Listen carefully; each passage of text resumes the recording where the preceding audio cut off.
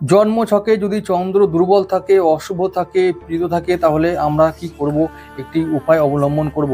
যদি আমরা দেখি যে আমাদের জন্মছকে গ্রহণ দোষ হয়েছে, বিষ দোষ হয়েছে, অর্থাৎ শনি চন্দ্রের সঙ্গে সহাবস্থান হয়েছে, যে কোনোভাবে রাহু চন্দ্রের সঙ্গে সহাবস্থান হয়েছে, তার মানে গ্রহণ দোষ হয়েছে, তাহলে এই দোষগুলো থেকে মুক্তি পাওয়ার জন্য, চন্দ্রের অশুভত্ব থেকে মুক্তি পাওয়ার জন্য, চন্দ্রকে শুভ করার জন্য আমরা আজ একটি উপায় অবলম্বন করব।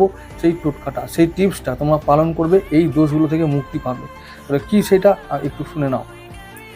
আতপ চাল, কিছু আতপ চাল আমরা অল্প করে আতপ চাল আমরা ভেজাবো এবং সেই ভিজে আতপ চালগুলোকে একটি মাটির পাত্রে রেখে দেব।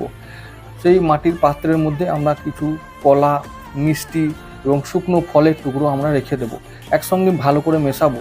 এবার এই যে মিশ্রণটা, খাদ্য মিশ্রণটা, এই মাটির পাত্রটা আমরা যে কোনো জলাধারে, পাশে বা বাড়ির ছাদে, বারান্দায় বা যে কোনো রাস্তার ধারে আমরা রেখে আসব। এবং আমরা যখন এটা করব, যখন এই রাখবো এই পাত্রটি, তখন আমরা নিজের মনস্কামনা করব এবং চন্দ্রদেবের কাছে এবং রাহুদেবের কাছে আমরা প্রার্থনা করব। নিজের মনস্কামনা জানাবো, তারপরে আমরা পিছন ফিরে আর তাকাবো না, চলে আসবো বাড়ির দিকে। কিন্তু এটা মনে রাখতে হবে, এটা হলো পাখির নৈবেদ্য প্রদান। এই পাখির নৈবেদ্য প্রদান করার মাধ্যমে আমরা আমাদের চন্দ্রজনিত সমস্ত দোষ থেকে মুক্তি পাবো। এটা খুব উপাদেয় এবং খুব কার্যকরী টোটকা, সবাই করবে, এটা আমার অনুরোধ রইল।